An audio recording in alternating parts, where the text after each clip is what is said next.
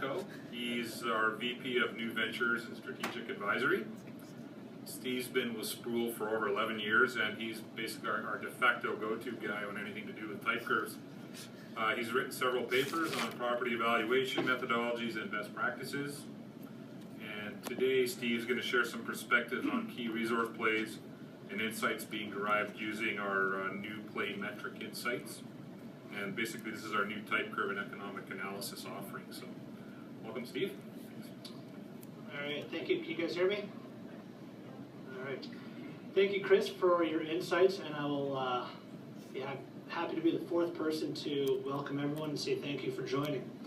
So we're going to start high level here and take a look back over the last 10 years or so in Canada. Canada has been very consistent over the last 10 years in replacing the reserves that it's produced out, meaning for every barrel that we've produced, we've managed to add new reserves, largely through the drill bit. Over the last 2 years, it's been a very different story. You can see that the reserve replacement ratio is quite a bit below 1. So what does this mean? In my estimation, it means one of two things. One, that we've hit the peak and that we're declining down as an industry now. And based on everything Chris just told us, I don't believe that's the case. Production is still ramping up. We're still seeing growth going forward. The other thing that it could mean is that the industry has largely been bringing on its production through pre-booked reserves, and that we've seen some erosion to the reserve bookings through a rationalization of the drilling inventories due to price effects. So over the next couple of years, we see industry going back to the drill bit, adding more reserves through drilling, through exploration, through delineation. And how do we do that? If you look at the DOB or the BOE report, it's through the Montney and the Duvernay.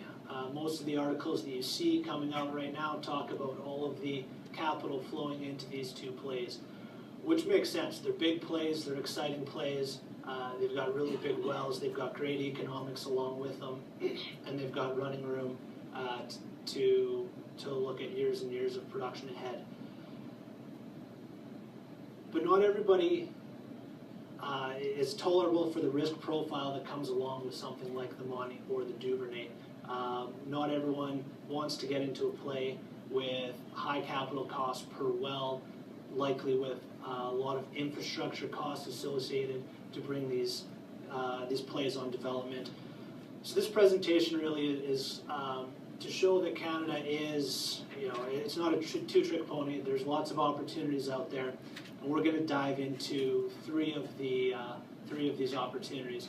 Specifically looking into the Dunvegan in west central Alberta. It's an oil play, about 1,700 meters in depth, producing from deltaic sandstones with horizontal multi-stage fractured wells. So all the plays we're going to talk about development in terms of horizontal multi-stage fractured wells. The Torquay, also an oil play, southeast Saskatchewan, deeper than the Dunvegan, 2,300 meters deep, producing from Shaly Dolomite Formation. And we're also going to look at the Spirit River, which is a gas play in west central Alberta, deeper than each of the other two plays, 2,800 meters, producing from channel sands.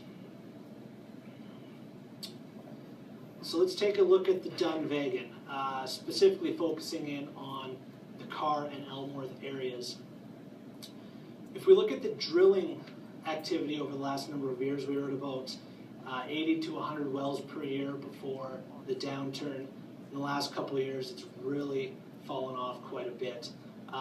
When we look at the play on a map, we can see that it covers a pretty big area. Drilling is fairly spread out, a lot of white space between the wells. So just visually, that kind of gives us an indication that there is still quite a bit of running room in this play, but activity has been down in the last couple of years. When we look at the number of operators in the play, which is one of the indicators of the ability to enter a play like the Dunvegan, we've got 31 operators. CNRL, Progress, Whitecap, Jupiter, some of the big players, but there's a whole list of them that have land positions in there as well. Given how big the play is aerially, it's not that surprising to see this number of operators there.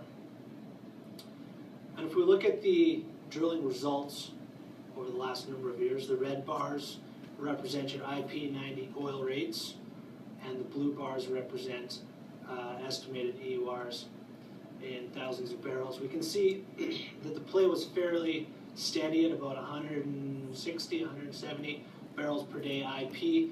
And over the last couple of years, even though the drilling rates have been down, the IPs have been significantly higher, 230, 270 barrels per day.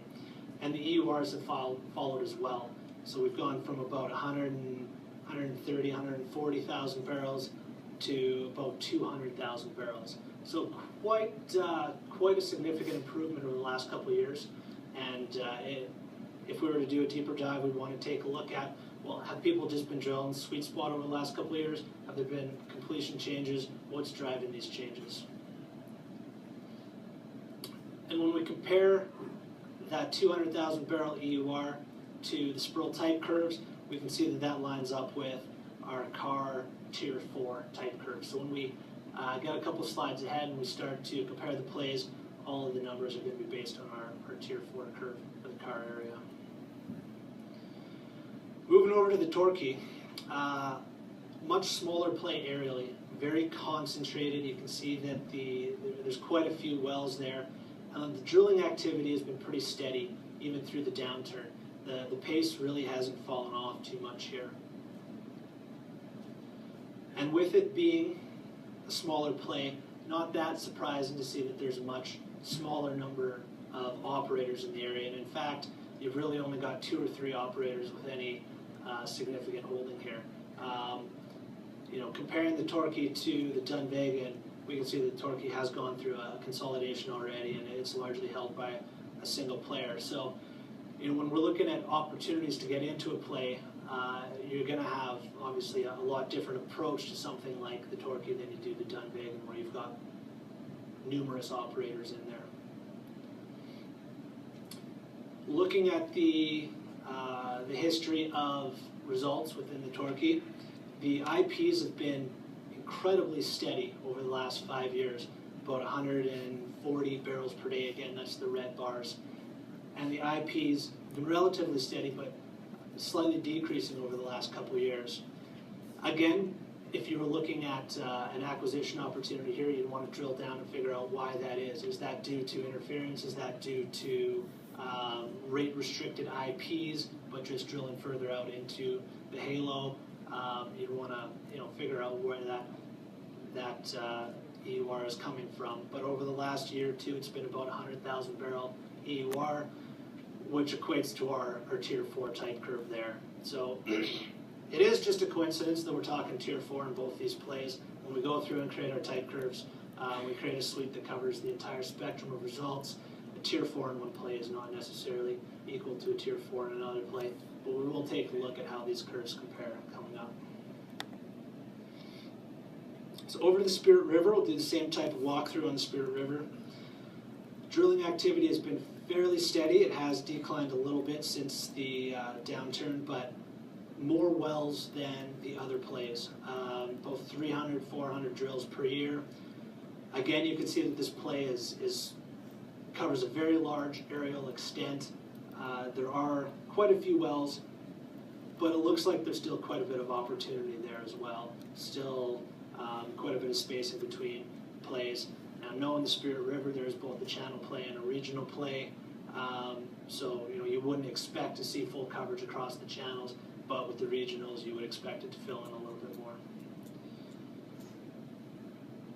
With it being such a large play aerially, we see a large number of operators in the area as well, 53 operators. So, Peyto and Tourmaline have the largest well counts right now, but there are a lot of players in the area, a lot of different companies holding land, a lot of different entry points into the play.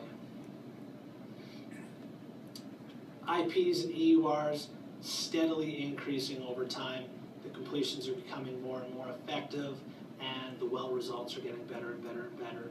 Over the last couple of years, about 6.6 BCF average EUR, which equates to our Tier 7 curve. So let's take a look at all these curves, or some of the IPs and EURs. We've got 311 barrels per day, 220 barrels per day, 7.5 million a day, 190,000 barrels, 90,000 barrels, 6.5 BCF. It's great, but how do you really compare what this actually means? You need to tie that to economics. So Sproule has put together our expert opinion on what typical go-forward costs are in each of these plays. So we have teams dedicated to each of the plays, and they do their evaluations, acquisition, due diligence, and support, and we've got our opinions on what the costs are, what the economic parameters are, everything required to run half-cycle economics on these plays. So we can see, the Spirit River requires more capital than the Dunvegan. Fixed costs are relatively the same. There's different gas content on the gas wells, different liquid yields, different surface loss. Let's take a look at what all that comes through on half-cycle economics. So I will just pause here and say that all the numbers you see going forward here are single well half-cycle economics run on Sproule September 2017 price deck. So it's not strip, not constant, but it's Sproule's 2017 price deck. So looking at the MPVs, we can see the Spirit River dominates on MPV, but actually has a very similar rate of return to the Torquay. When we look at the Dunvegan, it's somewhere in the middle for MPV on a single well basis, but the rate of return is quite attractive there. It only takes less than a year to pay out those wells, and close to 2 years for the other wells, which is still pretty respectable. But looking back to the headlines, the big plays, the Montney and the Duvernay, how do these plays compare to the Montney and the Duvernay on a single well half-cycle economic basis? Not all Montney is the same, not all Duvernay is the same, I know. So we focused in on the areas that are getting the most activity. So Montney, we're looking at Kakwa, and in the Duvernay, we're looking at the Kaybob area, the high liquid yield gas band. And when we look at the rates of return, the time to payout, the MPVs, these plays are actually quite comparable to the Montney and the Duvernay, again, on a single well half-cycle basis. The Duvernay, not surprising, does have a little bit poorer economics right now because it is still very, very early in the play. But the Dunvegan, Spirit River, Torquay certainly do stack up against the Montney and the Duvernay. But of course, not all wells are equal. We've presented our typical economic parameters. It is important to understand what the range of expected outcomes could be as well. So Sproule have put together, along with our typical economic parameters, a less favorable and a more favorable scenario. More favorable represents a company that has a large contiguous land base, or is in development mode, or is just really efficient operator. The less favorable is intended to represent a company with a small scattered land base, or a company that's in delineation or exploration mode, or a company with a lot of red tape and inefficient operations. So we can see that looking at the Dunvegan, the capital costs don't really vary all that much throughout the play. However, the operating costs do. They vary significantly, $10,000 per well per month to $2,500 per well per month. And really what that is a representation of the different types of companies that exist within the Carr area and the Dunvegan play. There's a lot of companies, as we saw before, in this area. A lot of companies with different types of land bases, different points in their development mode, and different amounts of red tape. So one of the things that I take out of this is an opportunity to go in here and start consolidating some of the players that don't have necessarily the contiguous land bases, and realize the value through through optimizing the operations by bringing more companies together. And when we look at this range of expected outcomes, We go back to the same indicators we were looking at. You can see that the NPVs range a lot more for the Montney and Duvernay than they do for something like the Torquay, which really, again, is just a statement as to the stage of development. The Torquay has been consolidated. It is a much smaller aerial play, and you don't expect to see a large variation through it. The Duvernay, which is still very early in its development, obviously you would expect to see a much larger range. But again, going back to one of the purposes of the presentation, these are all still very comparable to the Montney and the Duvernay. So let's take a look at IRR for the same things. It's interesting to see the Dunvegan, Duvernay, Montney, the less favorable cases are quite marginal on the, as I said, the less favorable, which really is just an indication of where the Duvernay and Montney are in terms of certain players still being very early in development, and in the Dunvegan, with there being a large number of players there. And some of those IRRs are incredibly high, don't really mean a whole lot, so let's take a look at the profitability index. And again, we can see the same sorts of trends, that these plays are very comparable on a single well, half cycle economic, and the range of results really just reflects the level of development that these plays are in right now. So to wrap things up, Montney and Duvernay, excellent opportunities. They will continue to get a lot of investment, a lot of intent, a lot of attention, and they will be large developments going forward. Not everyone is interested in getting into those types of plays, and for those companies there are a lot of other opportunities which are going to be required in order for Canada to start getting its reserve replacement ratio back up to 1 and making sure that we don't start going on that decline. We only presented 3 of the 16 plays in Canada here, so there are a bunch of other ones that are out there, and there are opportunities for companies to start looking at and figuring out how to gain value in. Just a reminder that all the values are presented as half-cycle economics using Sproule's 2017 price deck, and there are a lot of other things that need to be considered when looking at these opportunities, such as the cost of entry. Are you going to get in through acquisition? Are you going to get in through land sales? What is the cost of getting in through either one of those in these various plays? How consolidated is it already? How easy is it to get into these plays? What are the infrastructure needs? We've talked about single well, half cycle economics. You've got infrastructure costs on top of that for something like the Montney and Duvernay. Other plays perhaps you can get in and just start developing right away. What's the running room? That's one of the biggest pluses for the Duvernay and Montney, is there's, let's call it infinite running room. You got years and years and years ahead of you of inventory, which talks about corporate fit. Is your company looking for oil? Is it looking for gas? Is it looking for a mix of that? Are you looking for something transformational? Are you looking for small tuck-ins? What's your risk tolerance? And of course, it's important to look at stress testing. How do the economics look on a strip deck? How do they look on a constant deck? What are the break-even prices for the plays? And of course, the attached liabilities are a big issue over the last couple of years. If you're getting into something like the Montney or Duvernay, you're not going to have a whole lot of attached liabilities to it. However, if you're getting into Viking or the Spirit River, chances are any acquisition is going to have some amount, whether it's a small amount or a massive amount of attached liabilities that are really going to drive the valuation of that deal. And Randy's going to touch a little bit about that on his next presentation.